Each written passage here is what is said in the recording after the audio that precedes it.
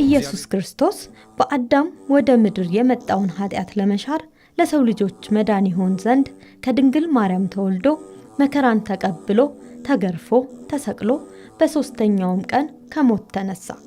በኦርቶዶክስ ተዋሕዶ ቤተክርስቲያን አስተምሮ መሰረትም ከትንሣኤው እሁድ ቀጥሎ ያሉት ዕለታት ሰሞነ ፋሲካ ወይም ትንሣኤ እየተባሉ የሚጠሩ ሲሆን የየራሳቸው ሚስጥራዊ ስያሜም አላቸው። በስመ አብ ወወልድ ወመንፈስ ቅዱስ አሐዱ አምላክ አሜን።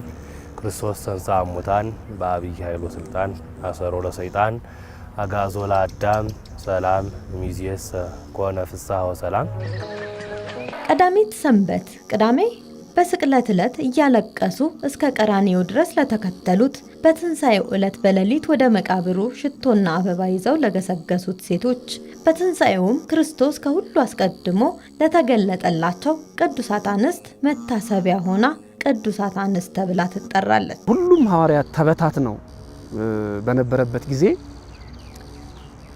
ማን እንደቀበረው እንዴት እንደተቀበረ እንኳን ያየ ሐዋርያ ብዙ አልነበረም። እንዳልኩት ዮሐንስ ነው የነበረው ከእናቱ ከድንግል ማርያም ጋር። ሁሉም ተበታትነዋል። ዮሴፍና ኒቆዲሞስ ናቸው የቀበሩት የገነዙት። የክርስቶስን መቀበር ከሰሙ በኋላ መከራውን ካዩ በኋላ ሴቶች የክርስቶስን ትንሣኤ በሌሊት እየሄዱ ማየት የቻሉ እነሱ ናቸው። ሲመላለሱ ያደሩ ወንዶች ሁለት ነገር ፈርተዋል፣ ጨለማና አይሁድን። ክርስቶስ እንደሰቀሉ እኛም ይሰቅሉናል ብለው ፈርተዋል። ሴቶች ግን ጨለማውንም አልፈሩ አይሁድንም አልፈሩ። እጅግ ጠንካራ የሆኑ ወንዶች በፈሩበት ጊዜ ሐዋርያት በፈሩበት ጊዜ ሴቶቹ ሰማይና ምድር ሳይለያይ በጨለማ የሚገርመው ወደ ሌላ መንደር ቢሄዱ አይገርምም ነበር። ወደ መቃብር ሄዱ። ሰው እንኳን በጨለማ በቀን ራሱ ወደ መቃብር አይሄድም። ሰው ወደ መቃብር ሲሄድ እየፈራ ነው የሚሄደው።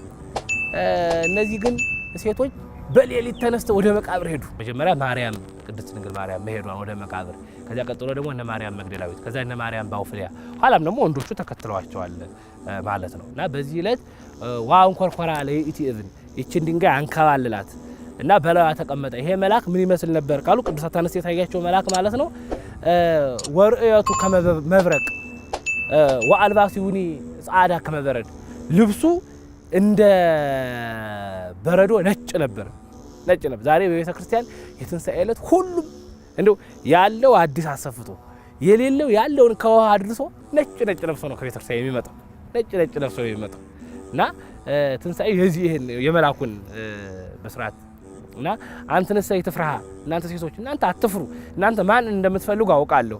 ግን ክርስቶስ እንደተናገረው የለም ከዚህ ሞትን ድል አድርጎ ተነስቶ ሄዷል። የሞት ዜና በሴት በሔዋን በኩል ወደ ዓለም መጣ። እንደገና ደግሞ የዓለም ትልቁ ተስፋ ትንሣኤ በሴቶች ተነገረ ማለት ነው። ሴት ናት ክርስቶስ ተነስቷል የሚለውን ዜና ለዓለም የተናገረች።